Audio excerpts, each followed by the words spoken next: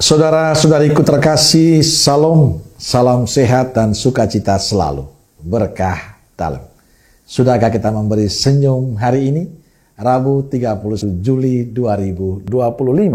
Kita awali permenungan kita dengan tanda kemenangan Kristus dalam nama Bapa dan Putra dan Roh Kudus. Amin. Permenungan kita diambil dari Injil Matius bab 13 ayat 44 sampai 46.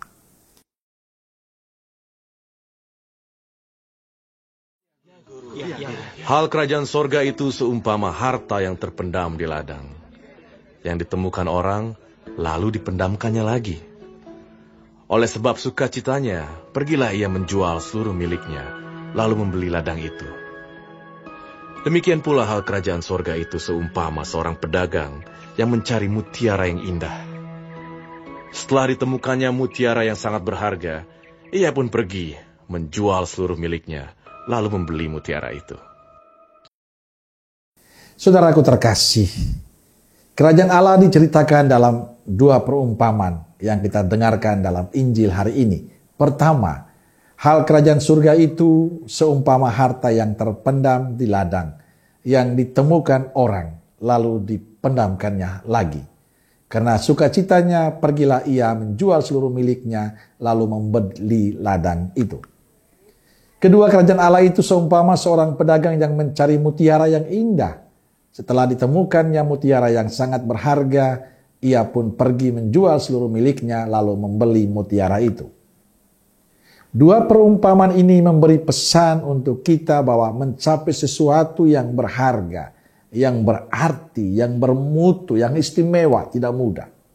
Butuh perjuangan, proses yang panjang, bahkan mempertaruhkan nyawa. Sesuatu yang berharga tidak tiba-tiba datang, tapi butuh pengorbanan dan usaha kerja keras yang terus-menerus. Kita bisa saksikan dalam kehidupan kita banyak orang sukses tidak tiba-tiba terjadi. Kadang mereka harus berdarah-darah, berusaha, baru mendapatkan apa yang diharapkan. Bahwa mereka boleh tersenyum, boleh mengalami sukacita, kegembiraan sekarang ini karena perjuangan yang sudah mereka lewati. Demikian juga hidup beriman. Untuk mendapatkan kerajaan Allah butuh perjuangan, usaha, kerja keras dari kita. Butuh pengorbanan dari kita. Hanya mereka yang tekun, yang setia, yang terus berusaha mendekatkan diri dengan Tuhan yang akan mendapatkan harta yang berharga itu. Inilah yang perlu kita sadari terus-menerus dalam kehidupan kita. Bahwa keselamatan itu tidak terjadi tiba-tiba. Tapi butuh usaha kita, perjuangan kita, ketekunan kita. Kita semua tentu berharap suatu saat nanti harta berharga itu, yakni kerajaan Allah menjadi milik kita. Kita ingin mendapatkan keselamatan itu dan sukacita kekal itu.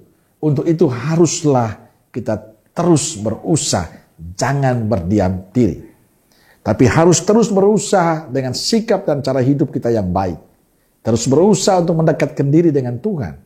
Percaya, semua yang kita lakukan dengan hati yang tulus tidak pernah akan sia-sia.